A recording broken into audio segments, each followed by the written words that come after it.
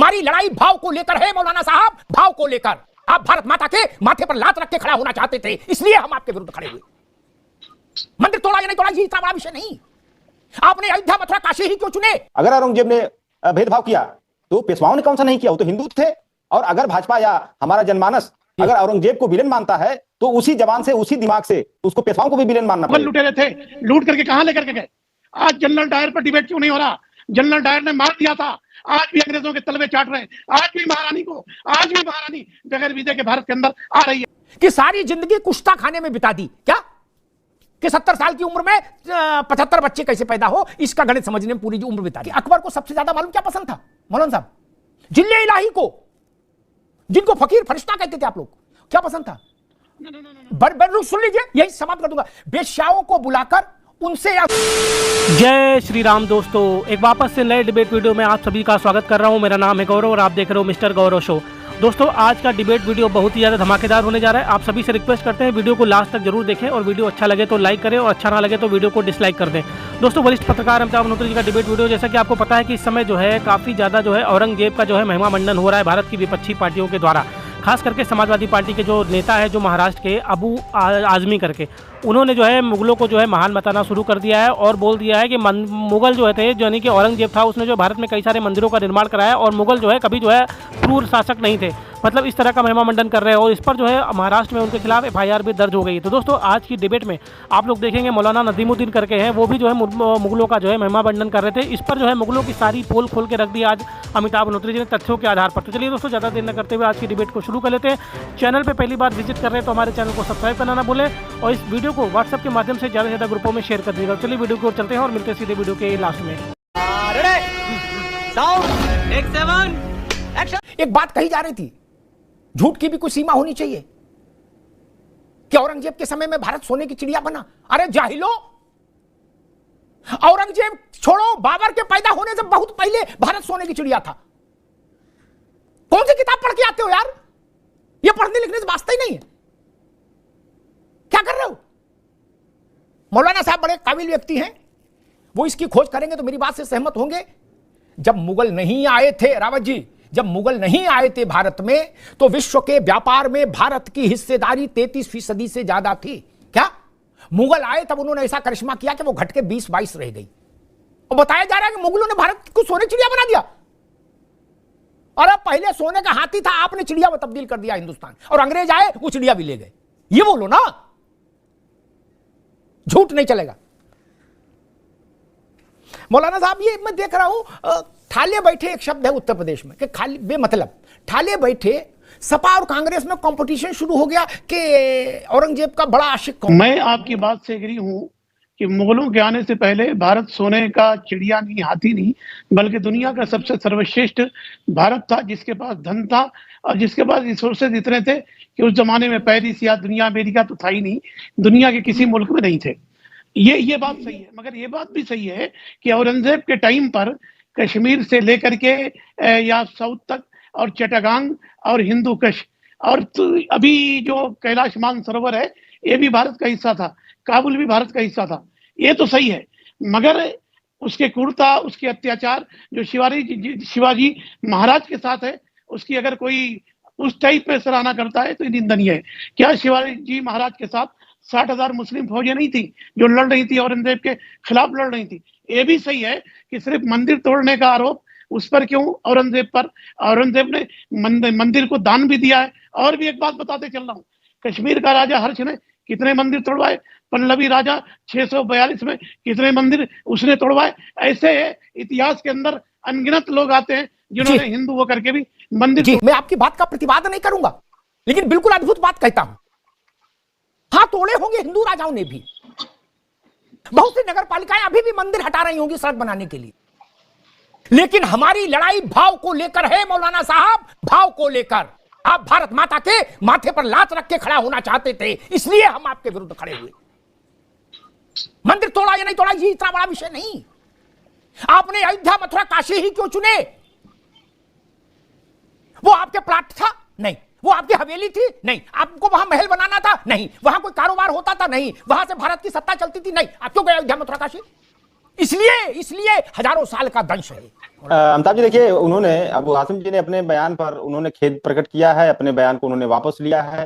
तो मुझे लगता है कि इस प्रकरण को अब सपा से जोड़ना ठीक नहीं है। अगर औरंगजेब की बात किया जाए और पेशवाओं की बात किया जाए, दोनों की अगर बात किया जाए अमिताभ जी, तो जो चीज कॉमन इतिहासकारों ने लिखा है वो एक चीज कॉमन थी, डिस्क्रिमिनेशन, भेदभाव। जैसे औरंगजेब के जमाने में भेदभाव हुआ करता था धार्मिक आधार पर, उसी तरह पेशवाओं के राज में भी भेदभाव हुआ करता था जातीय आधार पर। तो ये चीजें मूल्यांकन करने की चीजें हैं। अगर औरंगजेब ने भेदभाव किया तो पेशवाओं ने कौन सा नहीं किया, वो तो हिंदू थे। और अगर भाजपा या हमारा जनमानस अगर औरंगजेब को विलेन मानता है तो उसी जबान से उसी दिमाग से उसको पेशवाओं को भी विलेन मानना पड़ेगा, क्योंकि पेशवाओं ने भी हमारे दलित समाज के कमर में झाड़ू, गले में हाड़ी और न जाने क्या क्या उनके साथ अत्याचार किया था, सिर्फ इसलिए किया था क्योंकि वो छुआछूत की वजह से, उनको दलित की वजह से भेदभाव किया था। जो अभी आपने पीडीए बनाया ना अशोक भाई, क्या आपने तो अभी बनाया 24 में, भारत में पिछड़े और दलित वर्ग के सम्राट रह लिए, एक नहीं दर्जनों दर्जनों सम्राट, बड़े बड़े सम्राट पिछड़े और दलित वर्ग के रह लिए। क्या आप तो आज लाए हो पीडीएफ 24 में, 2024 में? वो कौन लाए? वो भारत ने नहीं बनाए थे, वो होनोलुलु में बने थे, नहीं ना? इसी भारत में शूरसेन कौन था? यादव सम्राट था कि नहीं था? मैं 100 उदाहरण गिना दूं। सुहेल देव कौन थे? ब्राह्मण थे, क्षत्रिय थे। बिजली पासी, सम्राट अशोक, चंद्रगुप्त, कौन थे ये लोग?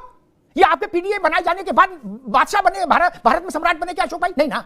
ऐसा तो नहीं कि सपा ने जब पीडीए बनाया तब इनको पावर मिली और ये सम्राट बने, ऐसा तो कुछ हुआ नहीं। ये सम्राट रहे हैं इस देश के, और बहुत सारे क्षत्रिय राजाओं से ज्यादा महान राजा रहे हैं। आप कभी इसकी तारीफ नहीं करते। मौलाना साहब, हम हिंदू हो या मुसलमान हो, क्या यह बेहतर नहीं है 75 साल आजादी के हो गए भारत को, कि जितने भी आक्रांताओं के नाम पर देश के सार्वजनिक स्थल हैं, चाहे वो शहर का नाम हो, जिले का नाम हो, सड़क का नाम हो, कुछ हो, उनको बदल दिया जाना चाहिए। किसी भी स्वतंत्र राष्ट्र में आक्रांता के नाम पर कोई नाम क्यों हो? स्मारक का, सड़क का, जिले का, शहर का, कस्बे का, गांव का क्यों हो? मैं कहता हूं कि आक्रांता की बात हो रही है, आक्रांता। मैं कहता हूं कि मुगल लुटेरे थे, लूट करके कहां लेकर के गए? आज जनरल डायर पर डिबेट क्यों नहीं हो रहा? जनरल डायर ने मार दिया था, आज भी अंग्रेजों के तलवे चाट रहे हैं। आज भी महारानी बगैर वीजे के भारत के अंदर आ रही है। क्यों आने का परमिशन दिया जा रहा है? सैकड़ों, आज भी 26 जनवरी को बर्तानिया के प्रधानमंत्री क्यों आकर के सलामी ले रहे हैं? क्यों सलामी उनको दिया गया? मैं पूछता हूं, क्यों उनको सलामी दिया गया? अच्छा, इसलिए उनको दिया गया, इसलिए औरंगजेब के बारे में जो सब छूट है। क्यों छूट है? क्यों दिया गया? अंग्रेजों ने बर्बाद कर दिया, भारत को तबाह कर दिया, भारत को बर्बाद कर दिया। हमारा कोहिनूर हीरा लेकर के चले।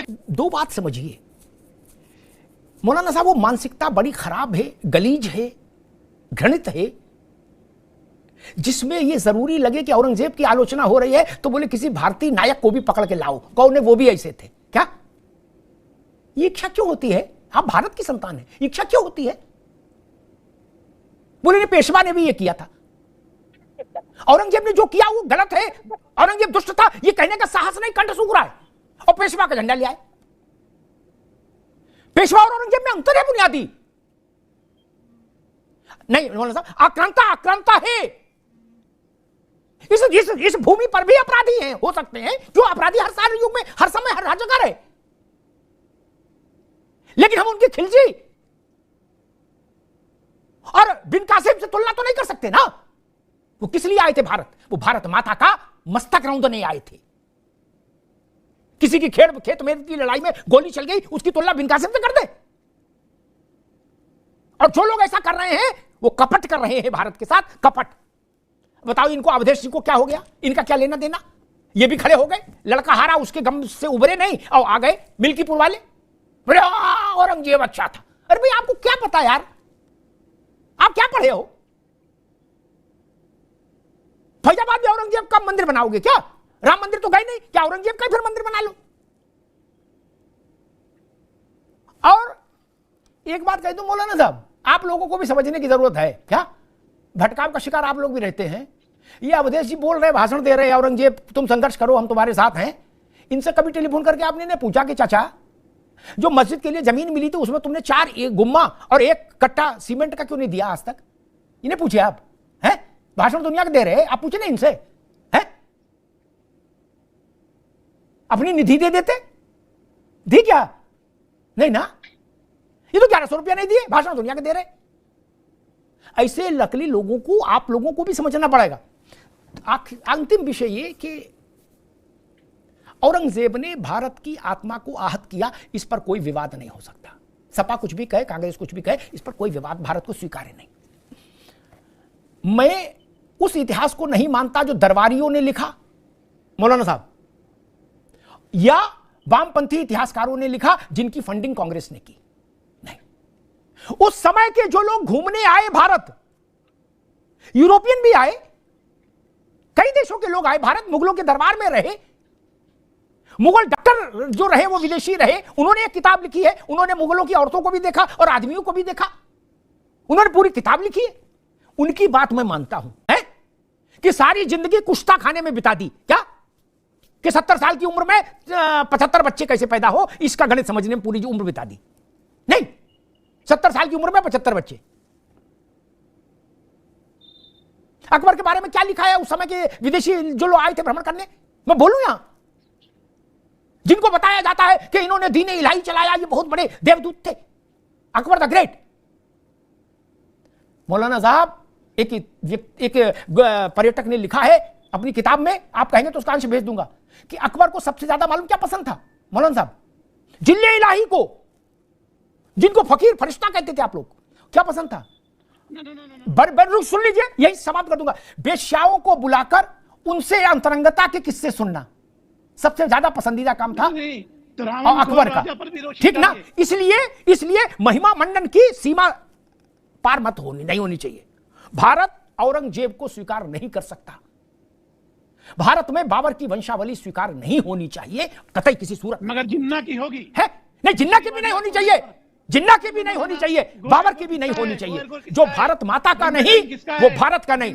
मौलाना साहब, वन लाइनर, जो भारत माता का नहीं वो भारत का नहीं। धन्यवाद। खत्म, bye bye, tata, goodbye, गया। तो दोस्तों, वीडियो हो चुका है समाप्त, और यहाँ तक वीडियो देखने के लिए आप सभी का धन्यवाद। आप सभी से रिक्वेस्ट करते हैं, यदि चैनल पे पहली बार विजिट कर रहे हैं तो हमारे चैनल को सब्सक्राइब करना ना भूलें, साथ ही साथ बेल वाला आइकन प्रेस करके ऑल पे क्लिक कर लें, जिससे जब भी हम वीडियो अपलोड करेंगे तो उसका नोटिफिकेशन आपके फ़ोन पर आ जाएगा। तो दोस्तों, आज के वीडियो की बात कर लेते हैं। दोस्तों, आज के वीडियो में आप लोगों ने देखा जिस तरह से आज जो है औरंगजेब प्रेमियों को आज जो है अमिताभ अनुत्री जी ने तथ्यों के आधार पर बहुत अच्छे से जो है एक्सपोज करके रख दिया है।